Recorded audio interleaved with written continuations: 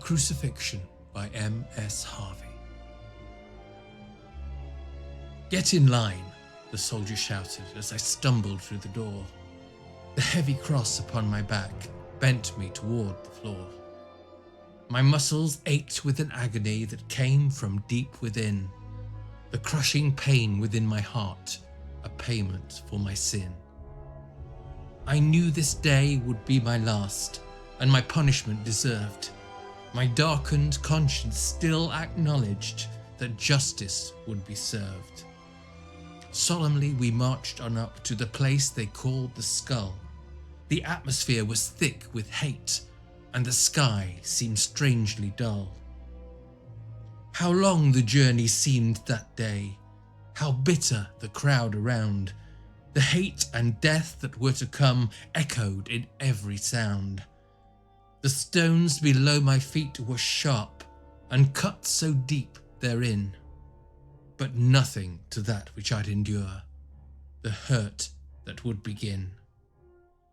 We reached the place of punishment, and a soldier pushed me down.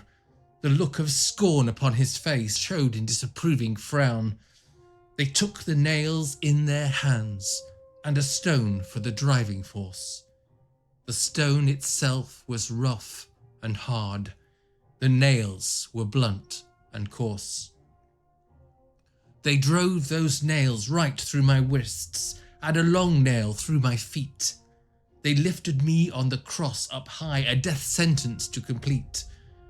And up there I was so ashamed. I knew I deserved to die, but the bitterness within my heart just wouldn't let me cry.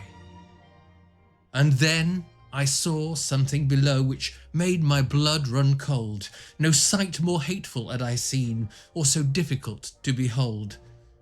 They were nailing up a preacher man, that healer from Nazareth.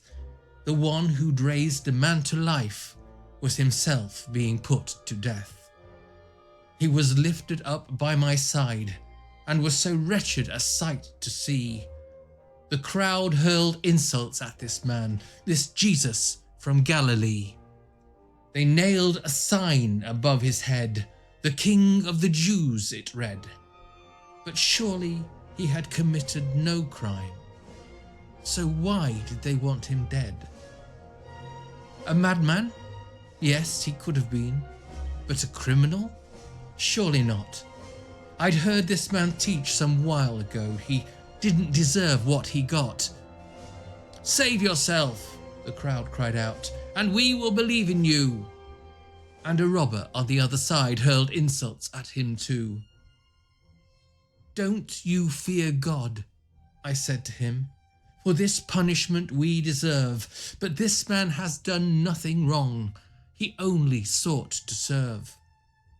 This Jesus turned his head to me and smiled, and then I knew everything he'd said about himself.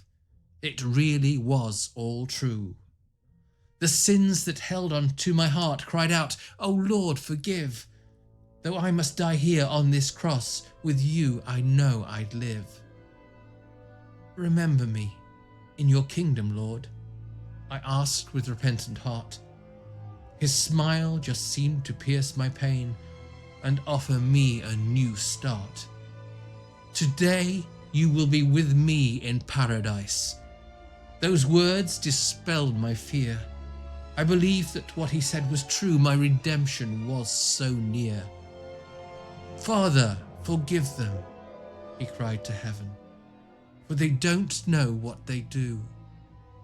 He whispered to me quietly, "The first of them will be you." And as for what happened next, I really could not say. My sight grew dark, all sound grew quiet. My shame just fled away.